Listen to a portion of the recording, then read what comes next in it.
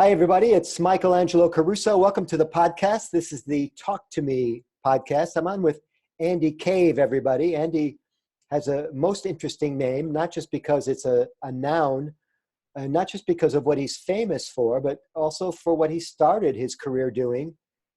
How are you, Andy? I'm very well, thank you, Michael. Yeah, we had the pleasure of meeting at an event that we both spoke at, and I was just so taken by your speech. You are not known perhaps to the average person in the world, but in mountain climbing circles, you're a thing. Apparently so. Yeah. No, I mean, in the States and sort of globally, really for, I think, pioneering. I mean, trying routes that have never been climbed before on the biggest stage, which of course is, the Himalayas, and also up in Alaska and Patagonia. Yeah, good for you, man. And also, your last name is fascinating to a lot of people because of how you got started in life in coal mines, not actually on the top of the world, but perhaps on the bottom of the world. Talk a little bit about your background, your family, where you're from, and what led you to your passion of mountain climbing. Yeah, I left school at 16 in the 1980s, and there was a big recession in the United Kingdom. It was very difficult to get work, and I had 5 generations of coal mining behind me, and so I just followed in the family tradition. Right. And 16 years old, took my first ride on the lift, underground, 3,000 feet to the lowest seam of a coal mine in Yorkshire, about 2 hours north of London. And it was an incredible journey, that work that I did, working with men in very isolated places. And I think, looking back on it, you can see it in 2 ways. On the one hand, it was a tough start in life. It was dirty, dark, and dangerous. But on the other hand, it taught me so much about, resilience, overcoming difficulty, and working together, collaborating, and the feeling that we're all in this together. And in a sense, maybe similar to, people that have been in the military. Very tight-knit group. If something goes wrong, there's no rescue team coming. You've got to sort it out for yourselves. And actually, later, when I became an alpinist and started climbing in the big mountains, I realized that all that stuff in the early days was incredibly useful, if you like, the mindset, as well as all the use to the physical work, of course. Dirty, dark, and dangerous. It's an ominous start. It sounds like American politics, Andy. Wow, I don't know if we want to go there. No, we don't. Yeah, House of Cards or something. But you mentioned mindset and how interesting it is that and I've been in a diamond mine in South Africa when I was there in 1995. I didn't go down very far, but it was the most unusual experience. I can hardly, and I'm a pretty good speaker, I can hardly talk about it because of the sensation I had being that far down into the earth. That's a claustrophobic, that's dark, it's no space. It's the opposite of what you find as an alpinist, wide open spaces, lots of light, if you happen to be climbing during the day. Is it all mindset? Is it one setting in your head? Mindset? Flick? I think, people talk about where I get my motivation from. And obviously, I'm a motivational speaker, but at this time of year in the autumn, over here, like where you are in the States, if you're working on the day shift, you go underground, it's dark. When you come out of the mine, it's dark. So you only see the sun on a Saturday and a Sunday. And so that is very powerful. And then once I got introduced to climbing, I'd already been mining for about a year. It was incredible to be out there in these national parks, modest, small hills. I mean, we're not talking El Capitan here. These things are much smaller here where I live. Mm-hmm. But it was fantastic. And also what happened there was I had a different view of the world because I was meeting a lot of people suddenly who'd been to university, had traveled the world. And so there was a path to explore a different way of living. And so I was, for a while, living in almost 2 worlds. That sort of very close-knit mining community, but then at the weekends, going out with, I guess more middle-class people who had traveled the world. And so it was a fascinating forming time. I'm intrigued by what draws what might be characterized as normally sane people to dangerous activities. I imagine it's difficult to be insured in the mining business. It's probably difficult to be insured as a mountain climber. Let's start with a basic question. Is it dangerous? Yeah, well, I mean, first of all, now I'm a parent myself, and I look back and I think, holy smoke, my mother never wanted me to be a miner. My dad was like, well, it's a job. And then I left mining and started climbing the most difficult and dangerous mountains in the world. So, she must have done a lot of worrying. It is dangerous, but there's method in the madness, if you like. Yeah, basically, you can go on a mountain and you can reach the top and get back down, maybe once or twice by being lucky. But a lot of the stuff I talk about with businesses now is around the concept of enduring success. In a business, you want to be not just good for a quarter or even a year. You're looking for sustained business performance. And on a mountain, or as a mountaineer, I've been climbing for 35 years now, leading teams to these mountains. You, of course, need luck with anything in life, but you need systems and processes and a mindset and a team ethic that means that you're not just going to, you're going to survive, number one, but hopefully you're going to thrive. You're going to get to the tops. But in order for that to happen, there are, as well as the hard skill sets, how to use ropes and crampons and compasses, there's the mindset stuff. And most of my clients in business, that is the stuff that they're interested in. Sometimes they just want an inspirational story, miner to mountaineer. But often they want to dig into that. What's all that stuff about? What is it that makes, a successful team that can become, resilient and can make the right decisions under pressure? Mountaineering, of course, you're always dealing with dilemmas. It's the same in life. It's the same in business. There are trade-offs all the time, and I can speak more about those. But the biggest one being, you're trying to climb a mountain quickly because you have limited time, limited resources. There are storms waiting out there, as scary as Brexit. And but at the same time, if you move too quickly and you make a small mistake, it can have big consequences. The stakes are very high. And of course, in business, the stakes are high in a different way. So that's a very big link.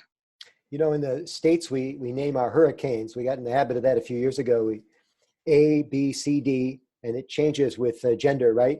Wouldn't you just freak out if the next B hurricane was named Brexit? It could be a boy or a girl. It doesn't matter. Absolutely. It could be the perfect storm. I'm enchanted again by this, the yin and the yang, man, the high and the low, the dark and the light, the systems and gear versus weather. Because one of them is very predictable. A system is very predictable. By definition, it's predictable. And yet weather and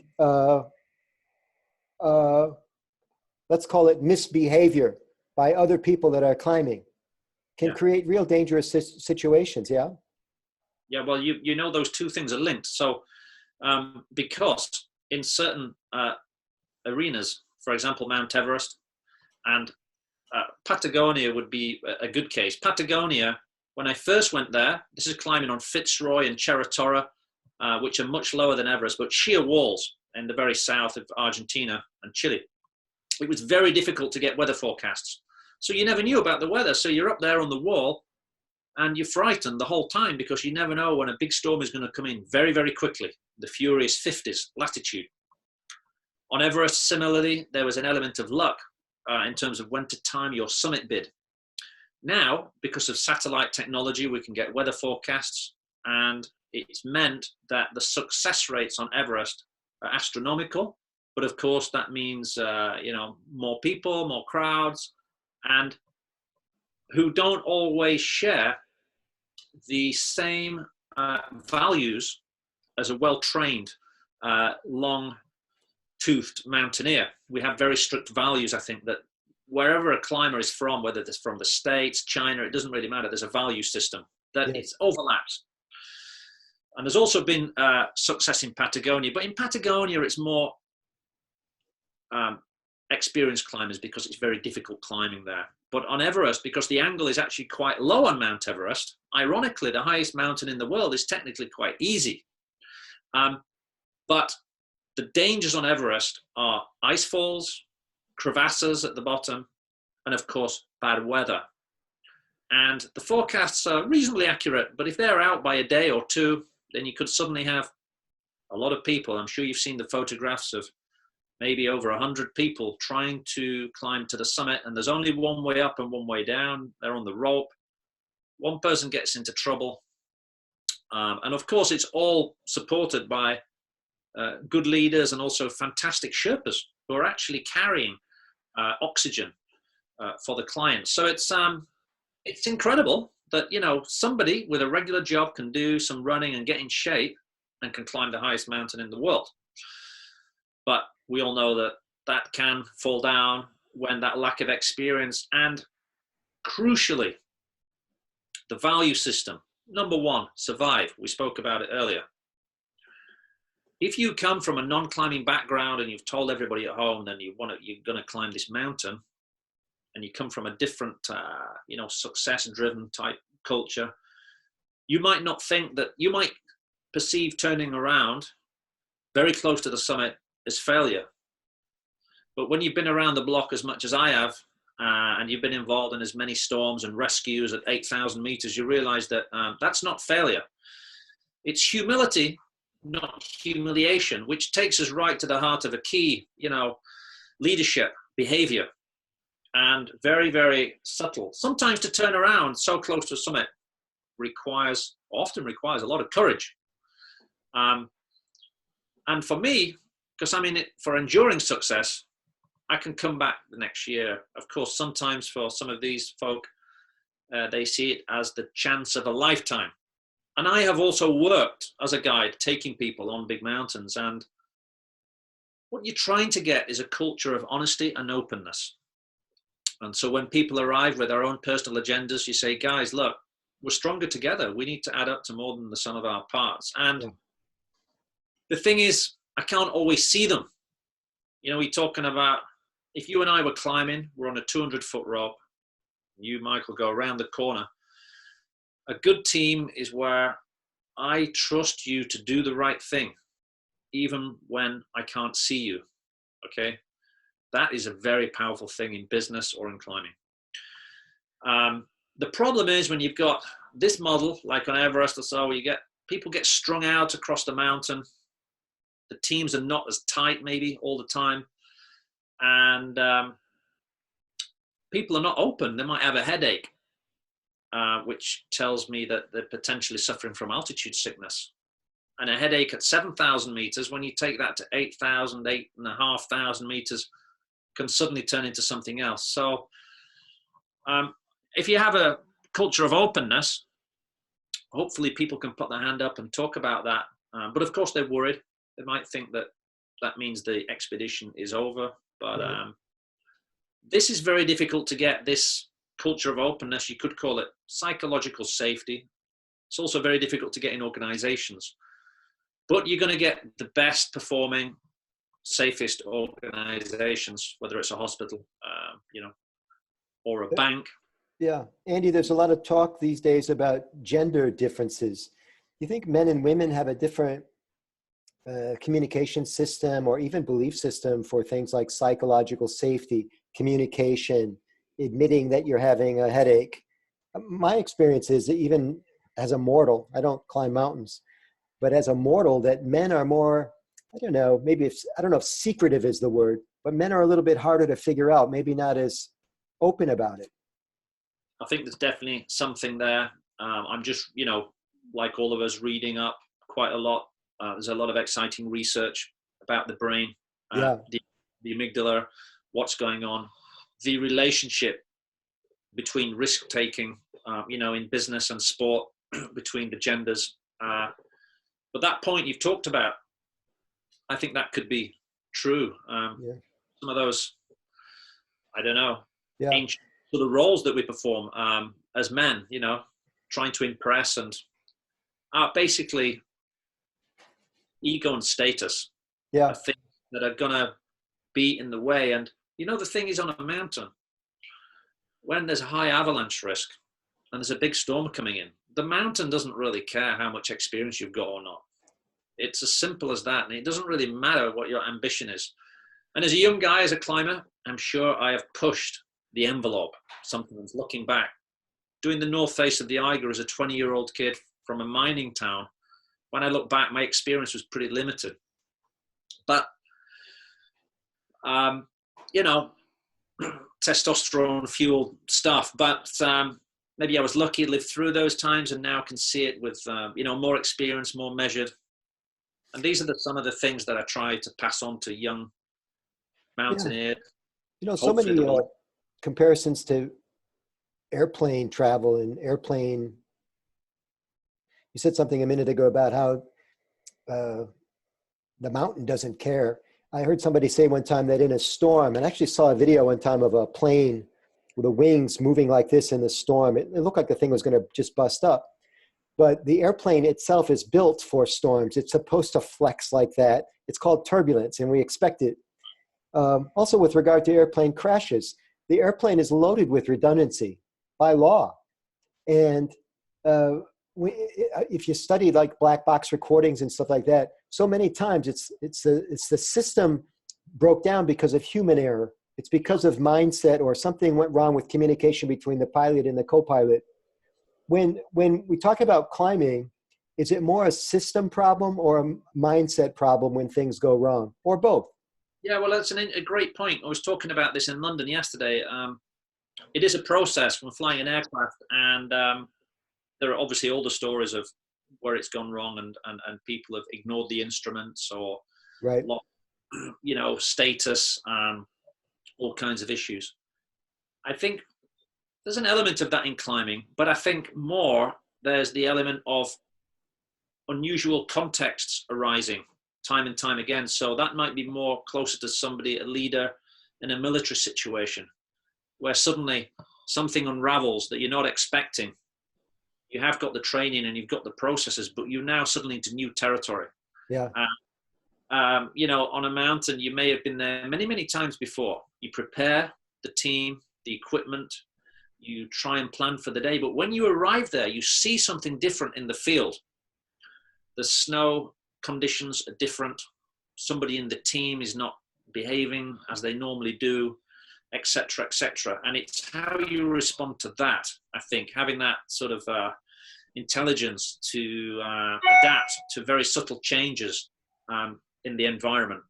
So yeah. I get that there are similarities, but ego and status would probably be issues in all those worlds, whether that's an airplane, a surgeon in a hospital. I've done quite a lot of work with teams in hospitals and analyzing, you know, why things went wrong, or why there are sort of, you know, culture of bullying or whatever. Yeah. And, you know, maybe that's to do with the initial training. When you're trained as a pilot or as a mountain guide or as a surgeon or as an army leader, that element of humility is absolutely vital. Because you don't want to be burying your head in the sand if you have unfavorable snow conditions or, you know, enemy gunfire, I would imagine. I've never experienced that myself. But also there's the mindset element as well. Humility. I mean, just one example is when we're testing mountain guides, what actually happens is that the individuals are put under immense pressure in the hope that they will make small mistakes. And the idea is, for example, if you're navigating in Scotland in wintertime, very, very bad conditions, you can't see anything, it's the middle of the night, you make a small error navigating. If you don't hold your hand up and say, I think I've made a mistake, you will be asked to, okay, now take me to the next place. And of course, mathematics, it becomes compounding and suddenly you are very, very lost. What you hope is that people as leaders can put their hand up, which is a loss of face, an element of shame because you're supposed to be an expert. But you can put your hand up and say, guys, I'm really sorry. I think we're going to have to go back. And that to me tells me a hell of a lot of about a person if they can do that. I'm not talking about incompetence. It's that courage thing again. I like what you said earlier about humility versus humiliation. They share the same root word, but they're drastically different concepts. You know, in the study of airplanes and this communication issue, and we see this in the military, we see it in operating rooms, there's usually a higher ranking person. On mountains, I suppose there's usually a higher ranking person, yeah? The guide. Sure. And I tripped on this thing that behavioral psychologists call mitigated language, it's called. Yeah. Quick example. The pilot radios down to ATC and says to ATC, air traffic control, hey, listen, we're going to have to land soon. We're running low on fuel. And ATC hears this and says, well, who is it? By definition, every aircraft that's in the sky is running low on fuel. ATC does not give clearance for the plane to land. The plane crashes into a mountain. It's actually happened. Right. So this idea of communicating, and this goes back to your work now as a leadership consultant, of getting people to communicate without using mitigated language, without being specific and not general, and hoping the other person can decode what you've said is extremely important, yeah? Absolutely. I mean, communication goes right to the heart of it, as well as all the mountaineering stuff. My PhD was actually looking at sort of communication and also group identity in businesses.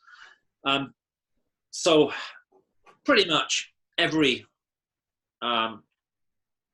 business job I come across, when you drill down to it, there's some sort of communication issue. Yes. People, for example, not realizing that a piece of information, it's not just nice to know, it's need to know. That's right. Another, you know, and we need to upgrade this. It's you know, we have so much technology, but fewer and fewer sort of face-to-face meetings. So communication really, yeah, goes to the heart of it. There was something I made a note of actually, which was around that. I'm just trying to, I think I've lost it, but it'll come back to me around that very specific thing. That's okay. You know, while you're thinking, some of this stuff, you know, you think it's common sense that the average person would say, yeah, of course we need to openly communicate. Some people actually do think they openly communicate and they don't.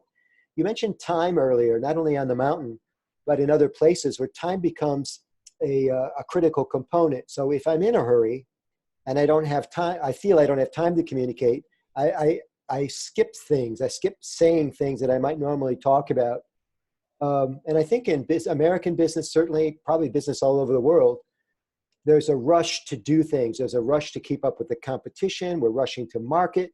We're trying to be flip and sly during our meetings, so we don't want to have to fully explain ourselves. So we try verbal shorthand.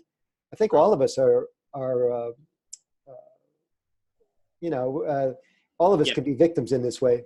Absolutely. Yeah. And I mean, you know, a lot of organizations are using, you know, things like Slack. I don't know if that, you know, or systems like that can help. You know, I've done a lot of work around values, for example, sort of bringing values to, you know, how we do things around the workplace. Right. I share my stories of values on the mountains, and it's great, you know, and a lot of businesses do that, but it's how do you bring those to life? Yeah. And, you know, Slack can be a really good way. We're all rushing around, but how do we communicate well and share that vital information? You bet. I'm speaking with Andy Cave, everybody. Andy Cave at co.uk. Andy, you mentioned earlier that you were talking about Mount Everest and the odds of climbing Mount Everest. You used the word astronomical. Just to clarify, I think what you're saying is that it's not that difficult to climb Mount Everest if you have a good guide, a good system, good training. Was I reading you right? Yeah, I mean, basically what you're paying for, like the really good outfitters, you pay a lot of money because you get more oxygen, which is going to give you, and better Sherpas. So you're going to have a far greater chance of reaching the summit. Okay. And I talked about the pressure and I think that difficulty for some people, obviously, if you pay a lot of money for these trips, yeah, you think it's the trip of a lifetime. So you're probably not inclined to turn back, even if the weather is bad or you're not performing well. The biggest problem, of course, is crowds. You might be doing really well, but someone has an incident in front of you or behind of you. They can block the pathway, and suddenly you can be, you know, up up on the mountain for Well, longer. yeah, the Uh, famous example on Everest is, I forget what the last little stretch is. What's the name? It's a summit. yeah, you have the South Summit and then the Hillary Step above the South Col, which is a And, real bottleneck. and you have to wait for people to come down the rope before you can go up to summit. And you know, the clock is ticking and weather may be cooking. Yeah, Yeah, it's a delicate situation. Let's stay with Everest for a second. 1996 was, I think, the deadliest season on record for Everest. Well documented in John Krakauer's Into Thin Air. There have been movies about it. Systems breaking down, mindsets breaking down. They had one of everything go wrong in that climbing season. Um, and also, one guy in particular I remember had done a second mortgage on his house, and Rob Hall was reluctant to disappoint his client. Is kind of the way it was explained in the book. yeah, You remember? Do you have yeah, an yeah. I mean, example that you obviously, talk about? yeah. I mean, uh, the problem is with that situation, that context. It's very difficult for us to imagine, if as non-climbers, I am a climber, but it's very difficult to imagine what's happening up there. I mean, essentially, you have about a third of the available oxygen. So, if someone took a blood sample from your blood at 8,000 meters, if that sample was in a hospital, you would be put into intensive care, as we call it in the UK. You would be an emergency, a priority, and there you are trying to work as a leader, okay, and manage all these competing demands. Very, very difficult, very Wow. difficult, and can lead to tragic situations.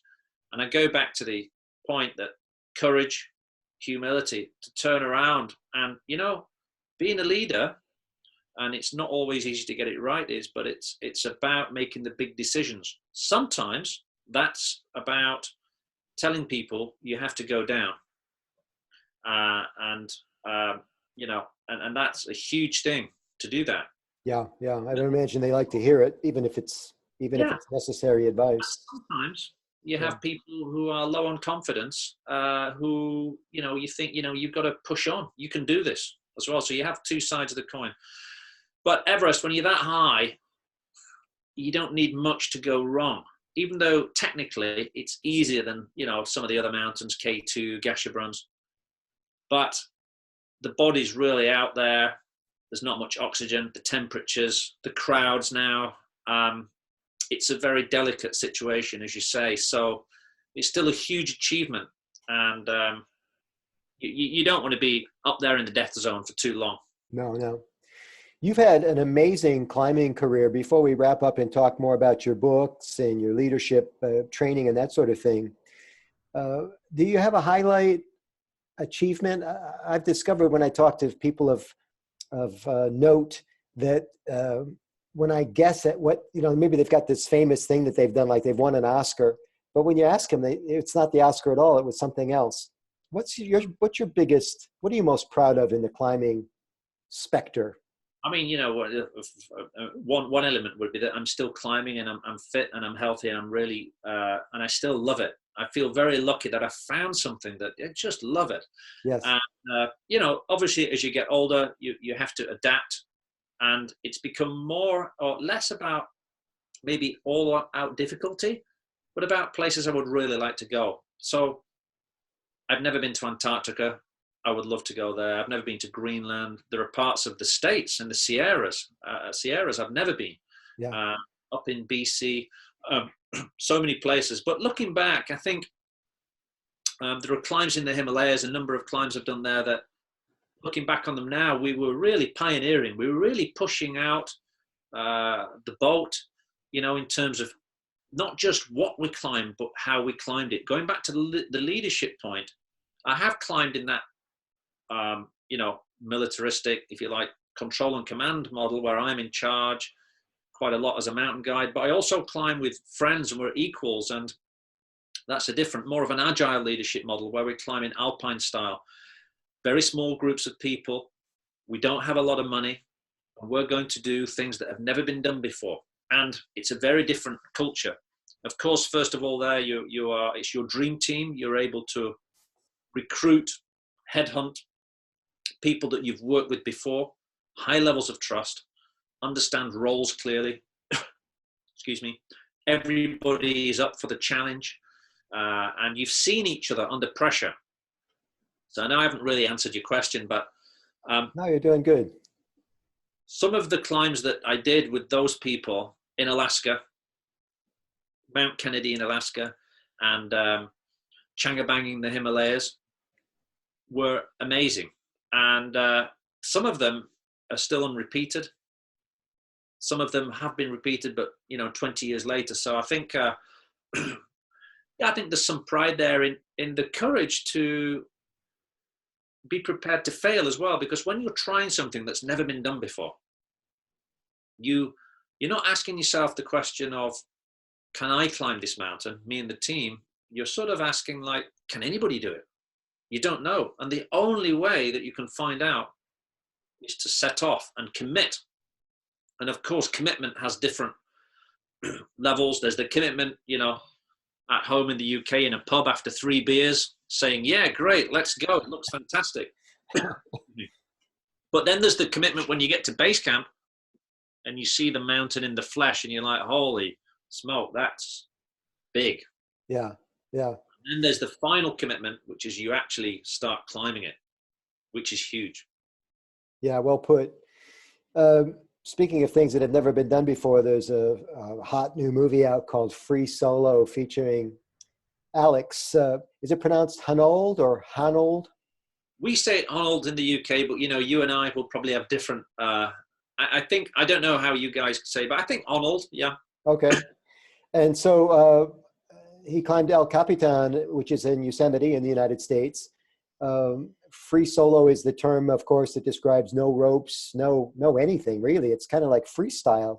I saw the movie. I don't know much about climbing, but I was blown away by a number of things. The number one, that he would do it alone. He's got no support at all. Number two, that he lives the lifestyle. He lives out of his van. There was a big thing in the movie about how his girlfriend is just, frightened to death that he's going to die one day. This guy's a real, I don't know. He's an outlier. Is he? Even for a climber, totally. So I think, if you like, a lot of people who are not familiar with climbing think, you guys are all adrenaline junkies and that's what it's all about. And of course, you and I have just had a big conversation about all the deeper aspects of the hours of training, the 10,000 hours and all that stuff. Right. Alex Arnold is special, not just because of his technical climbing ability and his physical capability. He's obviously a fit, athletic guy, takes it seriously. But his brain and his personality, which allows him to do this sort of stuff, is very rare.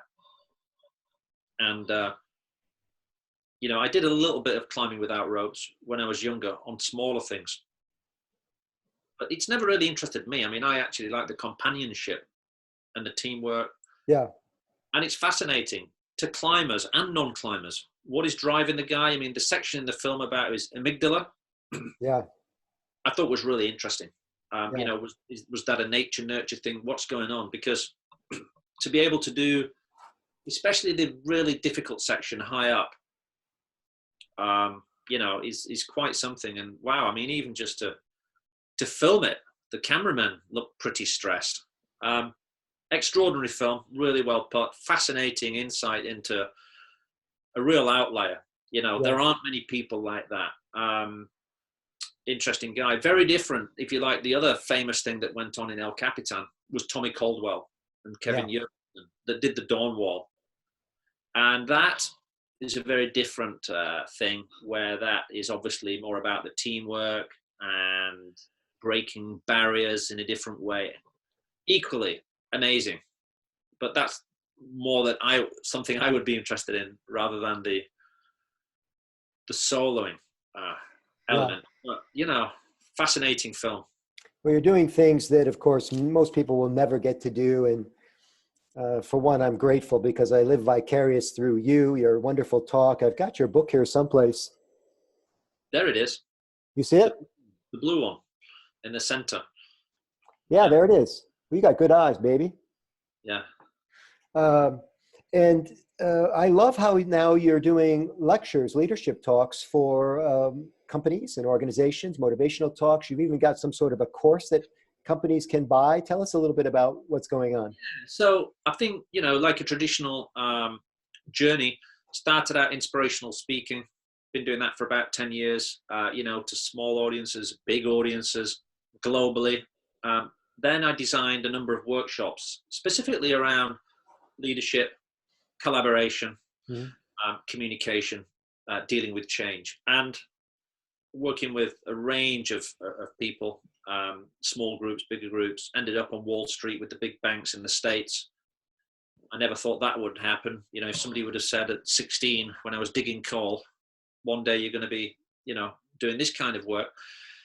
That has now led on to people saying, look, can we involve you? And sometimes working in a team of consultants to do slightly longer engagements so that we can get into some detail and some depth, maybe with groups of engineers, take them on a journey so that we're checking in every 6 weeks, working on these elements. And crucially, how can you make it, memorable and usable in the day-to-day work? And I think, Michael, one of the things that using an outside lens, in this case, it's mountaineering would be the metaphor. It takes people away from the day-to-day, and it makes them feel safer, lets them focus, a little bit outside of work. Yeah. But they often think, wow, you know what? That's just like what we're going through. And it just gets people speaking, cross-functionally in teams, management, etc. And very occasionally people will say, can we go out for a walk, or can we go outdoors and do a little, some little challenge to tie it in? But most of it would be in a sort of inside workshop setting. Yeah. Well, I love your style. I love your message. I love how you're turning people on to the idea of being better than they are currently. And I wish you the best of luck. I hope we get a chance to work together down the road. Thanks, Michael. It's been an absolute pleasure. Have a great weekend, and let's stay in touch. My pleasure. It's Andy Cave, everybody. I think he's got 2 books out. The one that we're talking about today is Learning to Breathe. And you can find out more at andycave.co.uk, or, of course, pick up the book on Amazon. Thanks for all you do, Andy. You're welcome. Thank you. See you. Bye.